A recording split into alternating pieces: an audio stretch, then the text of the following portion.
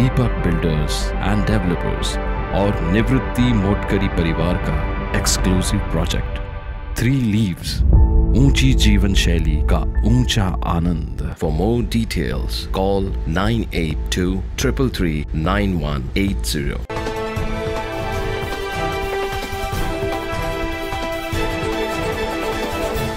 पतंग उडवताना वापरलेले नायलॉन मांजा हे तुटून पडतात, झाडात अडकतात, बिल्डिंगवरती अडकतात आणि असंच नाशिकच्या सातपूर औद्योगिक वसाहतीमध्ये भवानी माता टेकडी परिसरात या नायलॉन मांजाला अडकून अनेक पक्ष्यांचा मृत्यू झालेला पाहिलं। सोमवारी सकाळी 9 वाजेच्या सुमारास एक कावळा आकाशात गिरट्या घालत असताना त्याच्या पंखांना नायलॉन मांजा अडकून कावळा जखमी झाला।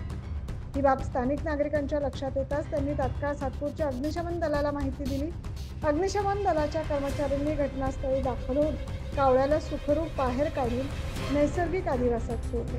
संतोषी माता मंदिर या परिसरामध्ये एक कावळा पक्षी अडकला होता आणि त्याबद्दल तुम्ही लगेच आपली मदत पाठवा, त्याप्रमाणे आम्ही अग्निशमन दलाचा बंब या ठिकाणी येऊन तो कावळा एका झाडाला फांदीला मांजाच्या या दोऱ्यामध्ये अडकला होता व त्याला सुखरूप बाहेर काढून आम्ही सुटका करून दिली व तो कावळा पक्षी उडून गेला व त्याचा जीव वाचवला।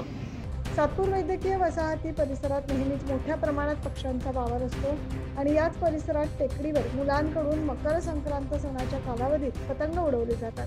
त्यामुळे आजपर्यंत अनेक प्राणी पक्ष्यांचा मांजात अडकून मृत्यू झाल्याच्या घटना घडल्या। अग्निशमन दलाचे fireman VK Musale, AP More, Prasad Bhadke, Yogesh Gangurde, Tanaji Jagtap, वाहन चालक PM ढगे यांनी कावळ्याला जीवदान दिलं। 9 न्यूज महाराष्ट्रासाठी प्रतिनिधी ज्ञानेश्वर अनुभव।